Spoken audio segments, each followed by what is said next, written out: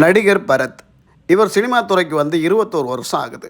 பல படங்கள் கொடுத்திருந்தாலும் சில வெற்றி படங்கள், சில தோல்வி படங்கள், சில நடுநிலையான படங்களில் நடிச்சிருக்காரு. ஆனால் உடம்பை மட்டும் அன்னையிலிருந்து இன்னைக்கு வரைக்கும் ஒரே மாதிரி மெயின்டைன் பண்ணுறாரு. பூசணிக்காய் மாதிரி பெருக்கவும் இல்லை, ஓமக்குச்சி மாதிரி ஒல்லியாகவும் இல்லை. இன்னொரு விஷயம், யாரை பார்த்தாலும் சகஜமாக கை கொடுத்து பேசக்கூடிய மனுஷன். அலட்டிக்கவே மாட்டார். நான் எவ்வளோ பெரிய பருப்பு, அதனால் இவங்ககிட்டலாம் கை கொடுக்கக்கூடாது, இவங்ககிட்டலாம் பேசக்கூடாது அப்படின்னு சொல்லி பந்தா பண்ணிட்டு போகக்கூடிய ஆள் கிடையாது. சமீபத்தில் ஒரு படத்தோட ப்ரெஸ் மீட்டுக்கு வந்தப்போ பத்திரிகையாளர்கள் கேட்டாங்க, எப்படிங்க நீங்கள் அன்னையிலேருந்து இன்னைக்கு வரைக்கும் ஒரே மாதிரி உடம்பை மெயின்டைன் பண்ணுறீங்கன்னு கேட்டதுக்கு, நான் எதுக்குமே பேராசைப்பட்டதில்லை.